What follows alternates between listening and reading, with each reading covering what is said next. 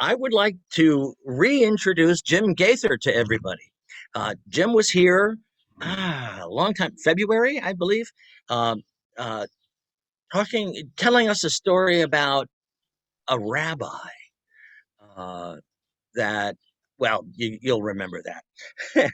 And it was a pretty wonderful analogy to what he was talking about that day. We loved it. Jim is ordained Unity minister. Since 1979, he has taught in Unity ministerial and spiritual education for 25 years.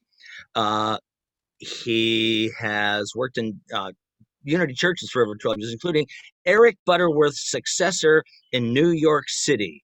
The New York ministry named him Pastor Emeritus.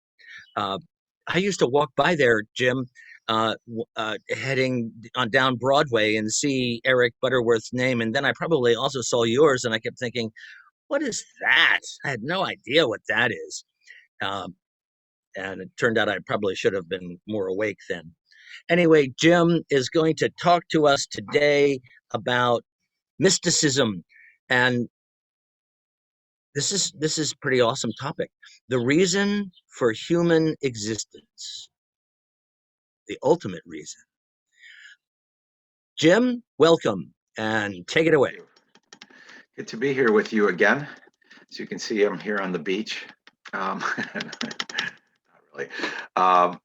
So we like to begin with a meditation. So I'll invite you to once again turn your attention inward and join me in this time of contemplation. I invite you today to contemplate with me the idea of the infinite one. The infinite one. We begin with the idea of one and oneness. Every breath you take is evidence of oneness. This physical form of the body, we breathe in the air and we exhale continually. And as we breathe in the air, the molecules of oxygen are assimilated to support the life of the body.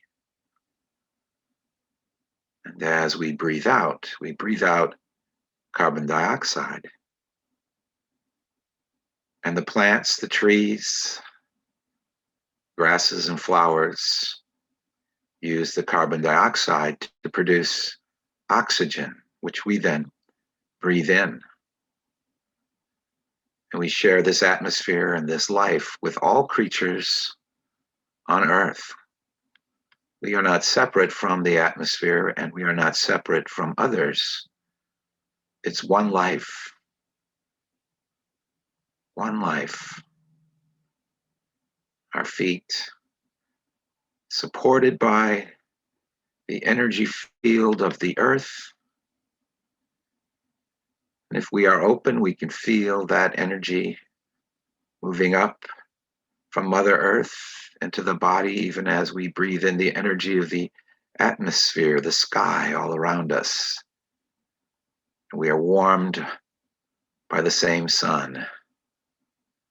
Our world is lighted by that sun. We are not separate. We are one. We all share all this. We are all interrelated and interconnected, and this is oneness. And the place of the earth and the sun and the moon and all the planets are one with the gravitational fields and with space and with other fields of gravity and other planets and other suns. There is no separation. We are one. But what does it mean to say or to think the infinite one? What is the infinite? When we balance our checkbooks, we are using mathematical truths. When we play music, when we build buildings and machines, we are using mathematical truths, mathematical ideas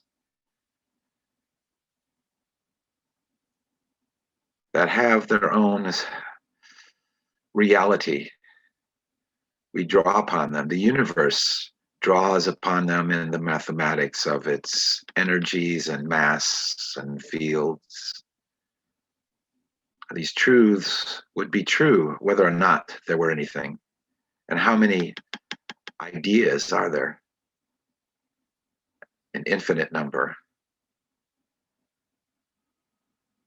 We cannot comprehend infinity, but we can, to some degree, understand it. It is boundless, limitless, all embracing. We may think of this reality of infinite ideas as the mind of God or as God. And this means there are also infinite possibilities for expression. So now we let go of ideas of limitation and realize our oneness with infinite possibilities. We are open to new experiences. We are open to new activities of creativity. We are open to ideas of love and wisdom and all spiritual truths. We are open to the infinite one and infinite oneness. So I invite you to simply be still and listen and feel and know. Know the truth. I am one with the infinite one. I have infinite possibilities. Know this and feel this for a few moments in the silence.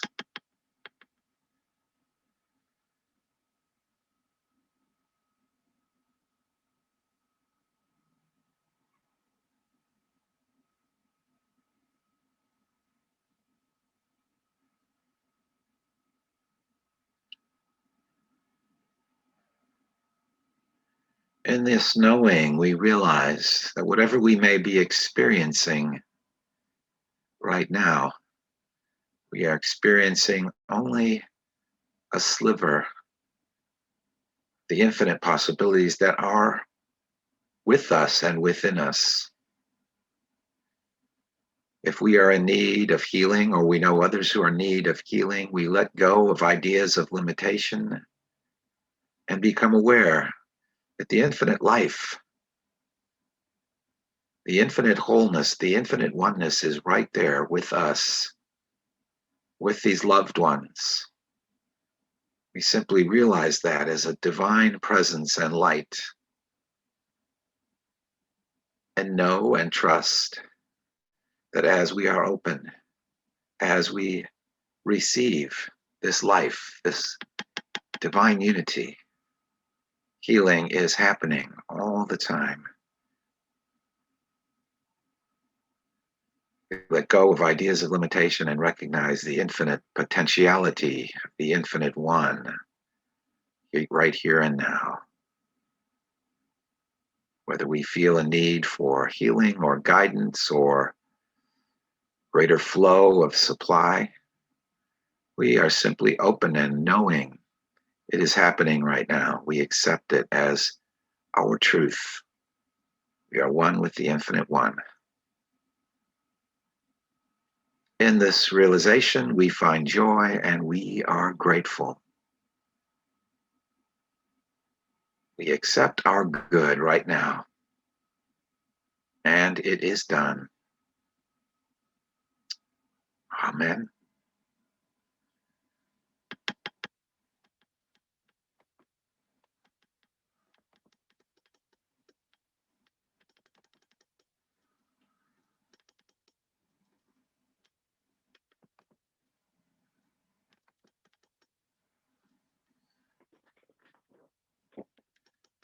Hello again. Thing here.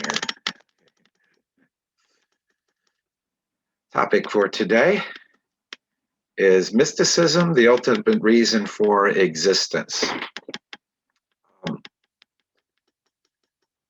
The idea for this talk began for me with a book by Aldous Huxley, wrote A Brave New World, Perennial Philosophy, and Doors of Perception. Huxley was an interesting man. Uh, we won't go into his biography, but I just wanted to make reference to this quotation from the book, The Perennial Philosophy. He said, "The last end of man, the ultimate reason for human existence, is unitive knowledge of the divine ground." What is this divine ground? What is unitive knowledge? What is divine ground? Well, we have many different names for what Huxley here is calling the divine ground, and you see a lot of those names in his book. People call the divine ground God, Godhead, Allah, Brahman, Tao, and Nirvana. It is sort of the ultimate state, the foundation of reality, if you will. And the unitive knowledge is knowledge both of the fundamental unity of this divine ground and of our unity with this ultimate support, whatever it may be, whatever we may call it. Individuals throughout history have sought to experience what he calls this unitive knowledge. They have sought it in all different traditions throughout the history of the world. Practically every religious tradition has this stream of thought. Sometimes it's part of orthodoxy, sometimes it is not. Stream of thought, stream of experience is mysticism. For some of those who have sought it have achieved it. And some who have not sought it have achieved it, because there have been a spontaneous mystical experiences. I'm not going to get into all of that today. You might have noticed when I first started showing the slides, it said Mysticism Part 1. That's because this actually is, I actually have a series of talks, and one of those is about the spontaneous mystical experience. But today we're just going to focus on, well, what is mysticism? What is this unitive ground? It really is one idea of the ultimate, an ultimate experience and an ultimate reality and an ultimate good. In many mainstream religious traditions, the idea of the ultimate good is represented as heaven. The idea of heaven, or going to heaven after you die, hoping that you don't go to the other place. That's sort of the usual idea. What is this heaven? What is this idea of the ultimate? I've grown up seeing images of angels on clouds playing harps and that whole idea, that idea of heaven. I personally think it might be kind of monotonous after a few thousand years, and we might want to move on to something else, but that is one idea. I'm not sure. I think it would be fun to hang out with Harpo Marx while he played his harp on the cloud, but I don't know. Like I said, after 1,000, 2,000 years, might want to move on to something else. But in any case, that isn't one idea of the ultimate. Another idea of heaven or the ultimate is the idea of a park. The word paradise actually means a beautiful park. It's from Zoroastrian religion and entered into Judaism and Christianity and Islam as another name for heaven. Many Muslims think of paradise as a place where one lives in this beautiful park, this paradise. And if you're a man, you get 72 wives, all of whom are virgins, and enjoy sumptuous feasts. I suppose that the idea of paradise for Muslim women is supposed to be the privilege of being one of 72 virgin wives of a husband.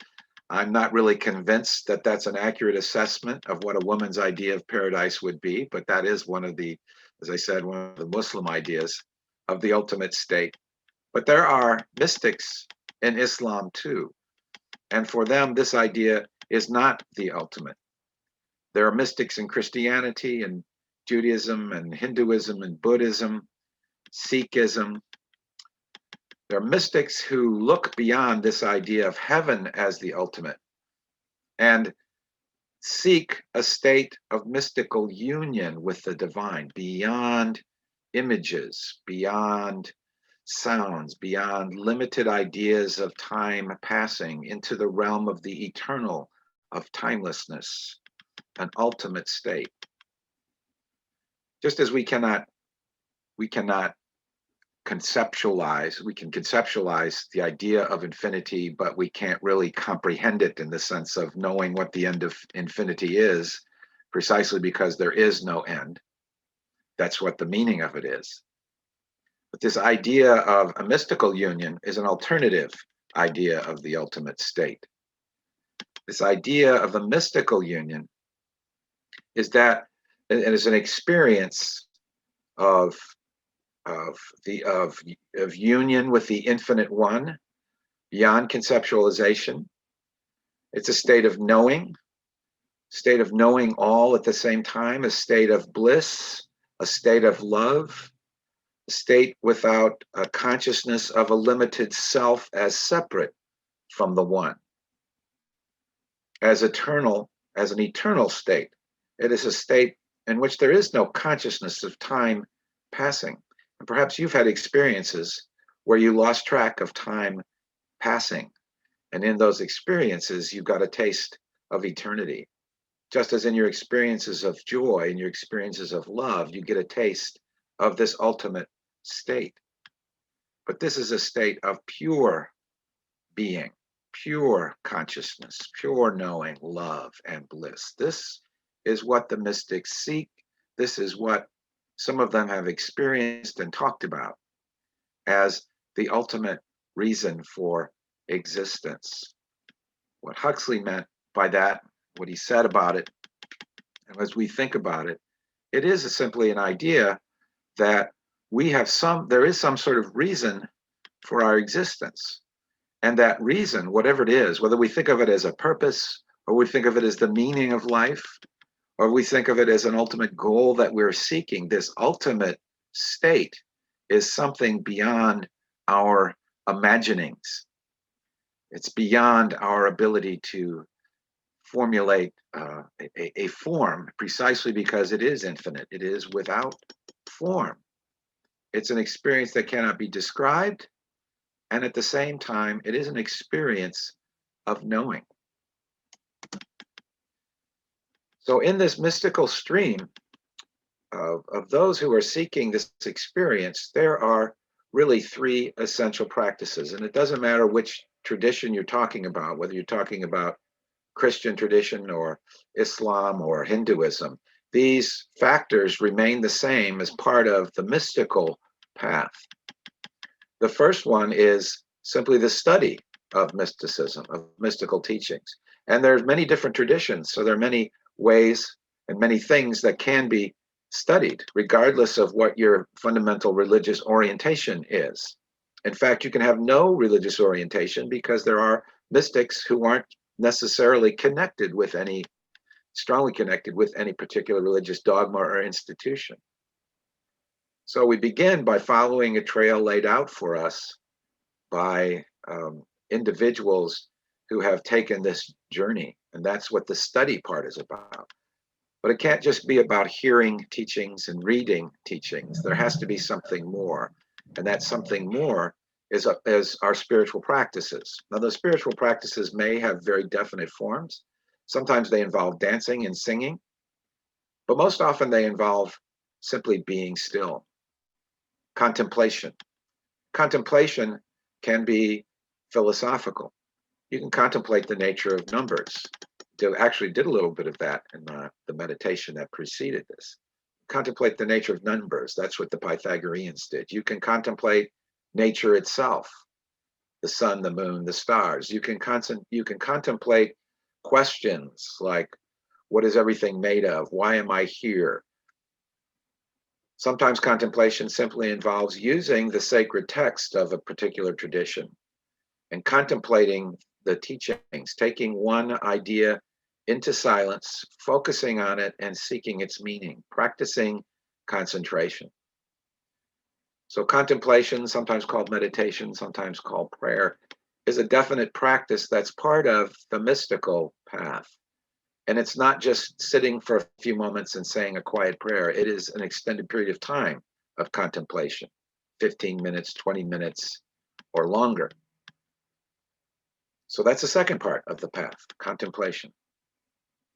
And the third part of the path is the living, because mystics don't spend all of their time in contemplation. They, like the rest of us, must do something else. Very often they are teachers, sometimes they are writers, but they can be really in any occupation, right? Paul was a tent maker. Socrates was a stone worker. Jesus was a carpenter, they said, right? So in our lives, we not only work, but we interact with others. And the mystic seeks to be guided by love. That's a common, that's sort of the bedrock of mystic morality, is the idea of love. An idea of love that seeks to encompass all beings, ultimately to encompass all beings. And also following intuition, the intuitions they gain through their contemplative practices. So those are the essential practices of mysticism. And whether we engage in these practices or not, we can examine what the mystics say, what their fundamental beliefs are about reality. So one can be a mystic in the sense simply of adopting mystical beliefs, the mystical belief system. And some people, in fact, do this almost instinctively. So what is the mystical belief system? The first essential belief in mysticism is that there is a divine one, whether we call it spirit or God or mind, or leave it nameless and just call it the infinite one, the divine one. And this divine one is the essence of everyone and everything. As Jesus said, the kingdom of God is within you. Within you is this divine one. And there are theories about how multiplicity emerged from the divine one. Often they're emanation theories. The divine one emanates something, which in turn emanates something else, and so on. But again, the fundamental idea is oneness. There's a Buddhist text written around 100 BC, and it's called the Heart Sutra. And this Buddhist text is a kind of Buddhist expression of this mystical belief that everything is one. It says, in the higher realms of true suchness, there is neither self nor other. When direct identification is sought, we can only say not two.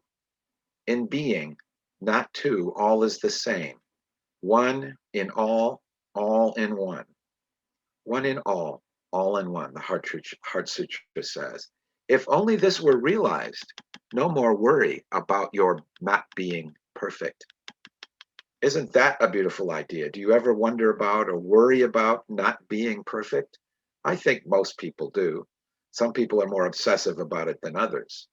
But the Buddhist teaching tells us, once we realize the absolute unity of everything, once we realize this and know this, we are no longer concerned about being perfect. Perhaps part of what it's getting at is you realize everything already is perfect and you just haven't seen it before. We find this idea of oneness, the essential oneness, in all, as I said, in all different traditions. One of my favorite mystics and philosophers, Christian philosophers, was Origen. Origen believed a number of interesting things and argued for a number of interesting things. As a Christian, he believed in universal salvation and he believed in reincarnation. And he believed the point of reincarnation was to gradually ascend the scale of perfection and become fully Christ-like, because of course he was a Christian. One of the things he said, Origen said, was, now I myself think that when it is said that God is all in all, it means that he is also all things in each individual person. So there's another idea of perfection. Everything within you in each individual person is really God, God as all in all. There's another later mystic I liked who believed in the absolute omnipresence of God. His understanding of it was John the Scot. Actually, John the Scot was Irish, but back then they used the same term for the Irish, Scot. You can see here he lived in the 9th century, I'm sorry, the 7th century. And he said, when we are told that God is the maker of all things, we are simply to understand that God is in all things, that he is the substantial essence of all things, and that every visible and invisible creature is an appearance of God. One of the things the Quran says, wherever you look, there is the face of God. So we recognize this mystical perspective beholds the presence of God in everything. Everything is a visible, everything is an appearance of God, I should say. Another popular mystic, one who's becoming better and better known in this era for a number of reasons, was Hildegard of Bingen.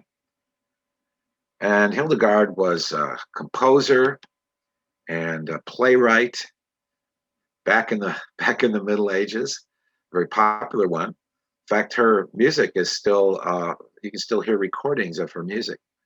She was considered a great mystic.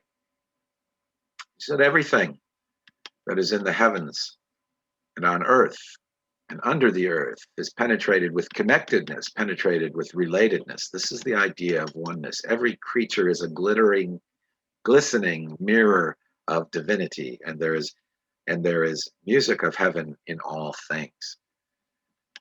So this gives us a sense of their idea of oneness as permeating everything, and everything being in effect an appearance of the divine. I mentioned earlier this idea that the divine oneness, everything emanates from this divine oneness. Part of this idea is that the true self is not, and this is a second essential belief, your true self, the true self, is not the sense of separate ego, but the one universal being. That ultimately our notions of ourselves as limited, as individuals separated from other individuals, the mystic sees through that in their vision of the divine and recognizes that this is a false sense. This is not what we truly are. What we truly are is really just the one self.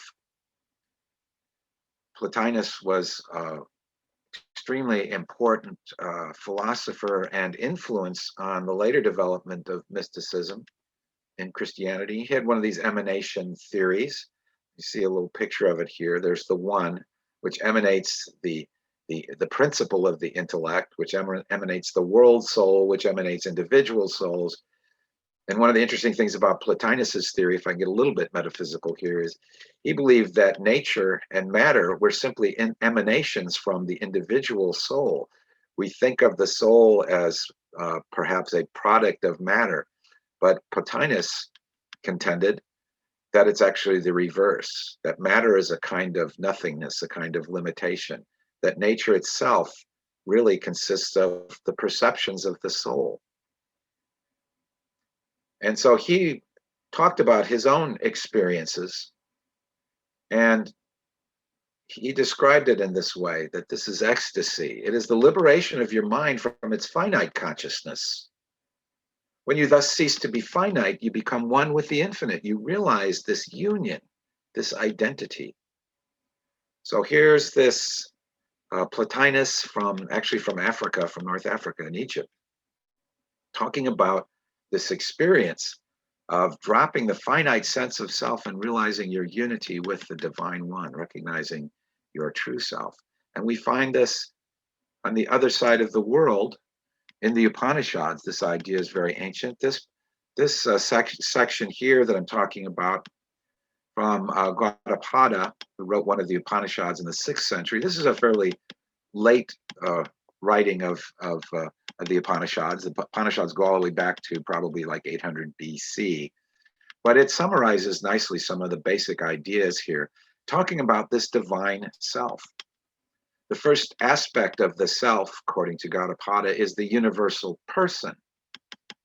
The second aspect is the universal person in his mental nature. So here you see something very similar to what Plotinus was saying. There is the universal person, there is the mind of the universal person. The third aspect is, one might say, a state of consciousness, the universal person in dreamless sleep. And this universal person in dreamless sleep dwells in the hearts of all. And the fourth aspect is pure unitary consciousness.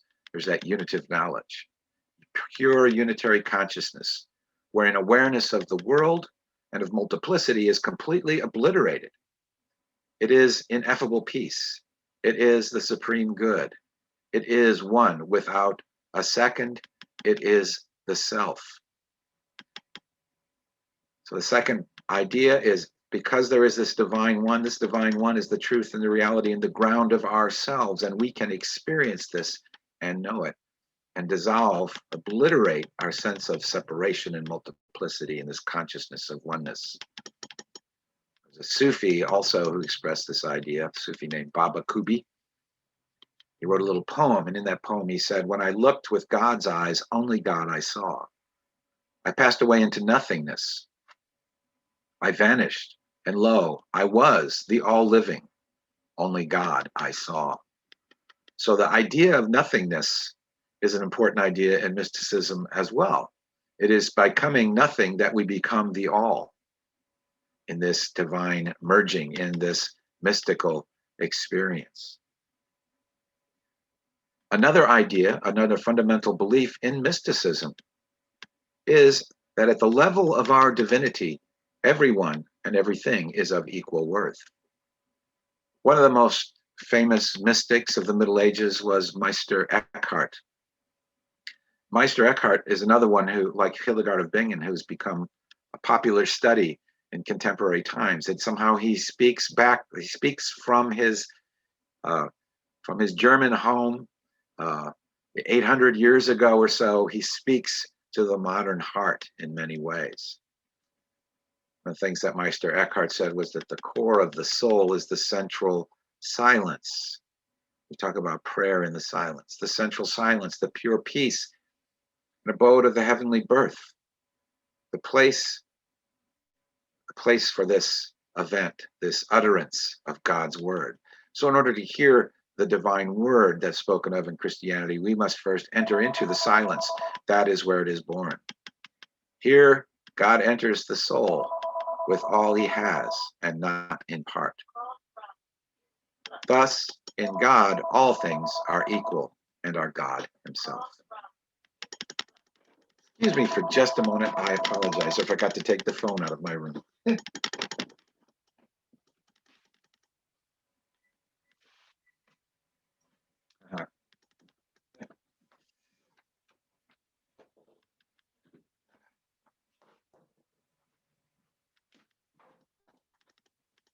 The Zoom age. Apologize for that. Okay, where were we? Because God is in all things, Meister Eckhart said. Thus, in God, all things are equal and are God himself. So Eckhart believed this not just about human beings, but in a sense about, he actually literally said, even a flea in its divinity is equal with all things, because it is God in all things. At the level of divine, everyone is of equal worth. Another great Hindu mystic, Ramakrishna, the 19th century, said, when divine vision is attained, all appear equal, and there remains no distinction of good and bad or of high and low. A fourth fundamental belief of a mystic is that all religions can lead to the divine union consciousness. All religions can lead to this experience. It doesn't really make any difference what tradition you are in. At the depths, at the core, and a sometimes hidden support, there is the possibility of attaining this consciousness of God. All religions lead to the divine union consciousness. One of the best known, another mystic who is popular in this era, who seems to speak to our era, was the Sufi mystic Rumi. And you can see he's right around the same time as Eckhart. It's that same sort of era. Mysticism seemed to flourish around the world in that era of the Middle Ages. I want to share with you a part of a poem by Rumi that very much speaks to this idea of all religions, all paths ultimately lead to this divine union. the ultimate reason for existence. Rumi wrote, "Tonight, I see the realm of joy and pleasure. I've lost myself in it, and it has lost itself in me. No religion, no dogma, no conformity, no guilt, no shame, no fear, no uncertainty remain. In the middle of my heart, a star appears, and the seven heavens are lost in its brilliance. Alas, don't tell me the Christians are lost. Don't tell me the Jews are lost. Don't tell me the infidels are lost. Alas, my brother, you are lost. That is why everyone else seems lost. To love is to be God. This universe is not outside of you. Look inside yourself. Everything that you want, you are already that. In the path of union, the wise man and the madman are one. In the way of love, close friends and strangers are one. That one who has tasted the wine of union with the Supreme Soul. And on this same point of all paths leading to the one, again, I quote the 19th century mystic Ramakrishna, who just said it very simply and very clearly. Different creeds are but different paths to reach the same God. So we might wonder, suppose that this mystical thread, this mystical underpinning came into the consciousness, more fully into the consciousness of all religions. Suppose that became, in effect, the mystical perspective, the mystical practices and beliefs. Suppose that became the mainstream of human thought. Would that change the world? What would things be like? Well, it certainly would involve a reform of religions to align with mystical perspective and practice. So there would be no more religious disputes, no more prejudice against individuals or groups, not only based on their religion or based on anything else, because the mystic sees the divine worth and the equal worth in all, no matter what the appearances are. Universal practice of kindness and acceptance would be mainstream. I could add to that that general health would improve because just about everyone would be practicing meditation. And we know that the practice of meditation is productive, is beneficial to both mental health and physical health. Nearly everyone would have greater inner peace and would not project so much anger. Selfless generosity rather than self-interested greed would rule economics. The distribution of wealth would equalize because of greater hearts of generosity. True democracy would be universal since all would be seen as of equal worth. That's what's fundamental in democracy. Your vote counts just as much as mine and mine as yours. And more human behavior and public policies would be guided by an understanding of compassion and of wisdom. So to me, that sounds like a much more beautiful world, that possibility of a world of mystics. And so we might wonder, can anything be done to make the world more mystical? Can we do anything to that end? Well, it's interesting in the view of Huxley and others, we are in an evolutionary process heading towards this ultimate state of human consciousness. And in the sense that it's evolutionary, in a sense, we don't have to do anything. It's in effect an inevitable result, even though we might want to hurry it to the forefront. As individuals, though, we can freely choose to participate in this progressive evolution toward a world of mystics. We can follow the mystical path, adopt the mystical perspective, and thereby discover what is ours to do. Even if we have not yet attained the experience of union, we can adopt the practices and the beliefs, that perspective of unity. In doing that, we move, and we move the world toward the ultimate reason for existence. So I want to summarize once again those practices and those beliefs. Again, the central practices of mysticism are first the study of mystical teachings. You and your community basically seem to be centered in oneness. You're a center for universal oneness. So I take it that the spirit of what you do and the speakers you invite and the things that you engage in are all part of a study of mysticism. Maybe you take a broad universal perspective on that and look at all traditions. Maybe you're focused in for yourself on one or another tradition, but you're already studying mystical teachings. You're already part of a mystical community. Contemplation. So each time you have a service, you practice meditation, you do prayer, you do contemplation.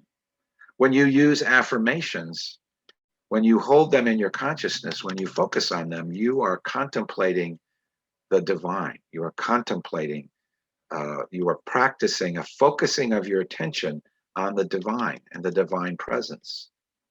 Contemplation can be as simple as silently repeating an affirmation, a statement that's powerful for you until the meaning of that statement unfolds in your consciousness and you not only think the idea, but feel the reality of that idea. And I suspect you are all, from my interaction with you, you are all already living lives of love, guided by intuition. Being guided by intuition doesn't mean that you stop thinking rationally. What it does mean is that beyond your rational thinking, there is a deeper knowing that can sometimes agree with your rational thinking and sometimes override it, even if you don't see the reason for doing it. When you live a life guided by love and intuitive wisdom, in doing that, you are moving the human consciousness forward into this realm of the divine unity, into this community of mysticism. And as I said, as we're following this path, even if we haven't had an experience that we would call a mystical union, we can still adopt the perspective on the world. That's what the beliefs are about. We can even begin with that, with adopting that belief. If we can simply resonate with it, or at least try it out in our way of seeing the world. We can see that the divine one, we can hold the view that divine one is the essence of everyone and everything. This means that in consciousness, we penetrate beyond and behind appearances to behold the divine, to behold the good, the potentiality of good in all people and all conditions. In this, we can begin to let go of our limited sense of self and adopt this belief that our true self is not this sense of separate ego, but the one universal being, that at the deepest level of what we are, to say something that orthodoxy considers blasphemous, at the ultimate level of what we are, we can know, I am God. Be still and know, I am God. The third idea, the third fundamental belief, is that all religions lead to the divine union consciousness. This means that as we adopt this perspective, we must let go of prejudices against any religious tradition, against any ethnicity, against any gender orientation. We release the idea that something is inferior. We release judging people as less than or greater than. We release judging ourselves as less than or greater than. We see behind the appearances, and we see the appearances as glittering and glistening appearances of God. We see all beings as the appearance of God, everyone and everything as divinely worthy, because at the ground of what they are the divine one. All religions lead to divine union consciousness. We release all our prejudices. We release our prejudice against ourselves. And we recognize that divine union is our ultimate reason and the ultimate reason for human existence. So may you go forward from this day and from this time, knowing your divine worth, knowing, remembering that you are one with the infinite one, that when you begin to judge yourself, to be worried about your imperfection, you let that thought go and realize that's not the ultimate truth, that the ultimate truth is that we are one with the infinite one and that we are divine. And so it is. Thank you, Jim. Wow. That uh, mind blowing completely. I and most important, most of the mind blowing was Harpo Marx as an angel. I thought that was wonderful. uh, but the idea of that there is, it's without form, it can't be described, only experienced, is uh, so ethereal to me, and you gave us almost a tangible way of seeing and being mystical, and so wow, thank you for that. That was great.